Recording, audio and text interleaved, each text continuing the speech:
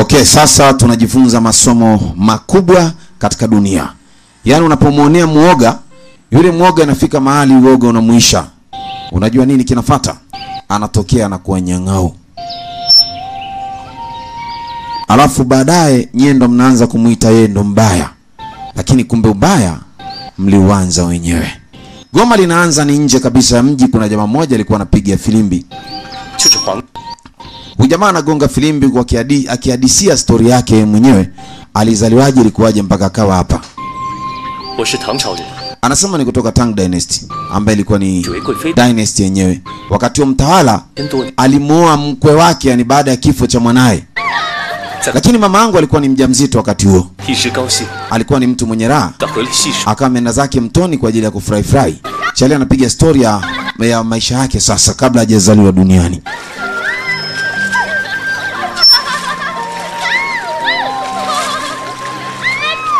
Burudani za pale mtoni zilikuwa zimenoga kwa kweli. Watu walikuwa wanaogelea bila wasiwasi wote. Huyu mama alikuwa na kadumu kake fulani kadogo, lakini pale pale akawa ameshikwa na hali ambayo ni ahadi ya mwanamke iliyoandikwa kwamba mwanaume atatafuta kwa jasho, lakini mwanamke basi yeye atazaa kwa uchungu. Hapo mwanzo ilisema hivyo. Lakini kwa kuwa walikuwa wanamlinda wakunga wale, walikaa naye kwa kumlinda ili ajifungue. Anapiga kelele akisema maumivu ni makali kwa sababu ndio mara yake ya kwanza kuleta mtoto duniani. Alifanikiwa ise. Amezaliwa kwenye maji. Hivyo ataitwa Shung Shen. Yaani maana yake bwana maji. Alimzaa bwana maji. Anasema alizaliwa kwenye maji.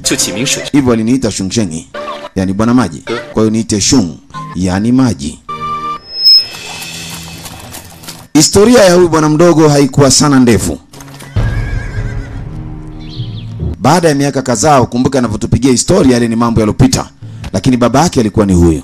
Bahati nzuri mzee wake au familia yake pia alifanikiwa kupata mtoto mwingine wa kike. Kwa hiyo Charlie alikuwa na mdogo wake tena mwingine. Mtoto anamuita mama. Kwa hiyo nyumba yao ilikuwa tayari na mdogo wake mwingine, na Charlie ni mkubwa ndio yule anapiga kifilimbi kule. Kuna shida gani na wewe dada? Sema babako unamwangalia yule kule, watoto wa kike mnapenda baba zenu.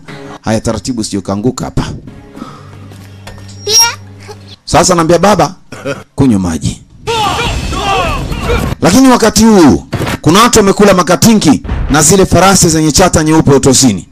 Wanakuja eneo hili ambapo mzee huyu anamnyosha maji mtoto wake. Tatizo ni kubwa mno.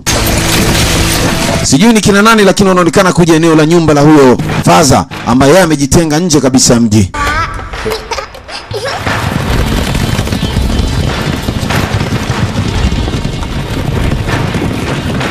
Sasa wameingia kwenye lango la jiji.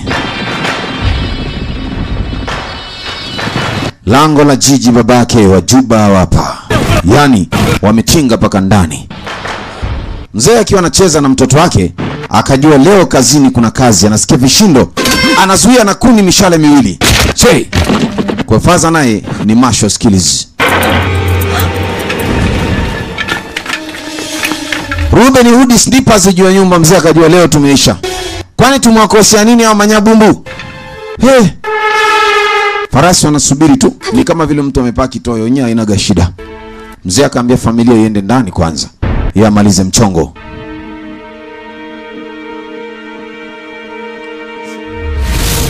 Ukumbuke ni Justin Movie Store kutoka pale Ifakara kwa ajili ya kujipatia movie na miendelezo na kila kitu. Zile single kali pia mwamba na mashaka kupitia 0625530012 wanamuita Justin Movie Store. Mambo ni moto kweli kweli. Sasa Faza anashangaa nyumbani kwake moto umewaka. Unajua moto kuwaka wewe? Naita baba. Mama anajaribu kwenda kuinua mtoto wake. Mishale ni mingi ovyo ovyo. Che, mamba anakuja na farasi mpaka ndani. Binge na jibu mashambulizi. Mishale ni mingi mno. Huku mtoto anaita baba. Huku hali ni mbaya. Mambo ni cheche huku mzee. Mwenye Ruben Hood yuko pale juu. Faza hajajiandaa, ameshika vipisi viwili tu vya kuni, ndivyo anavyopambana navyo. Kama atajitetea roho yake sijui. Mtoto anaita baba baba. Mama anaangalia namna ya kuweza kuponya roho yake kama inawezekana pamoja na mwanae. Lakini kila alipoenda ni msala. Mzee naye anakutana, anajaribu kupambana vibaya mno. Huyo alikuwa amekula katinki anakaa na cheki mechi. Mechi inaonekana ni nzito kweli kweli. Sasa mama anambia fanya haraka utoke huko. Unachua mshale, mzee anakataa kwanza. Wa pili anakataa. Je. Faza naye si haba. Akamshusha kule juu. Hawa Robin Hood sniper ni hatari mno. Mkombozi ni nani? Dingi swaba. Mzee akamtoa yule jamaa kwenye farasi kule, akamsogeza kule. Che. Faza akakamata farasi yeye. Sasa mambo ni moto. Mzee akatolewa bado. Madingi nao wanaonekana wamepania kutoa roho ya huyu mzee. Amekosa nini sijui. Huyu jamaa sura yake ikaonekana. Mzee amekwa kati. Mama anajaribu kukimbia. Masikini Mungu bado mambo bado. Kimbieni bali. Zikapigwa Robin Hood mzee. Yaani hizo zilipita double.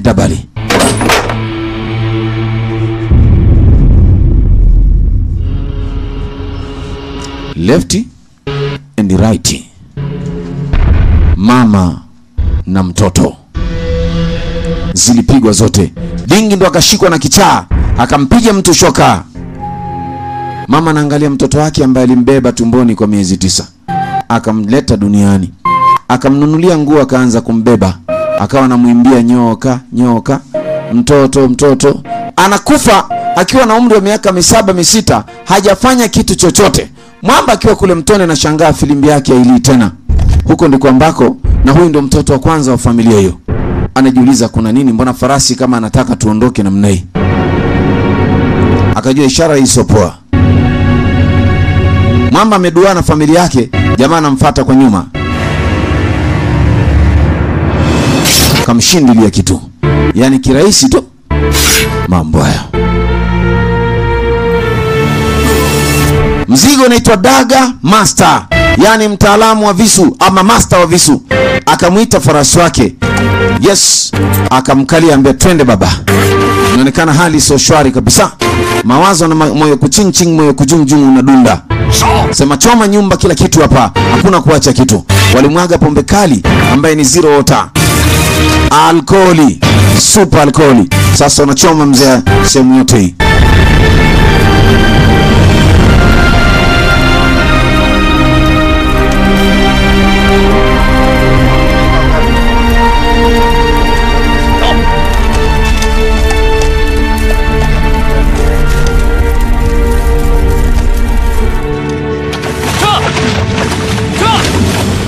Sasa dogo anawahi nyumbani wangu kama angeweza kujua masuala ya familia yake.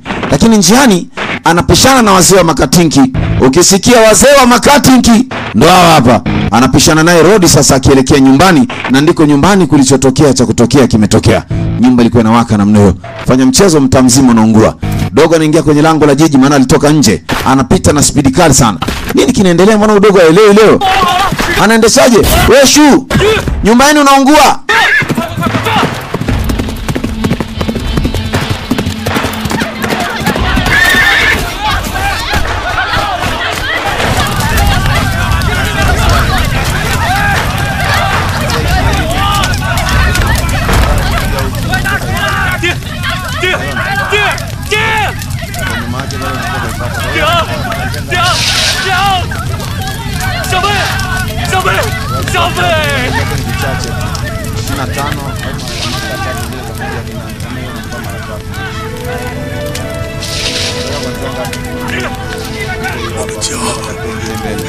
Sasa jamaa anaita baba. Mzee umefanya nini jamani? Nani amefanya hivi? Chalia anamuuliza baba yake, anambia jambia, kaleta jambia, kaleta jambia. Kuna jambia, mzee anamuita dogo akalileta, akaingia ndani kwenda kuchukua jambia. Shida nini sisi hatujui. Kwa nini mzee kauawa pia hatujui. Anambia baba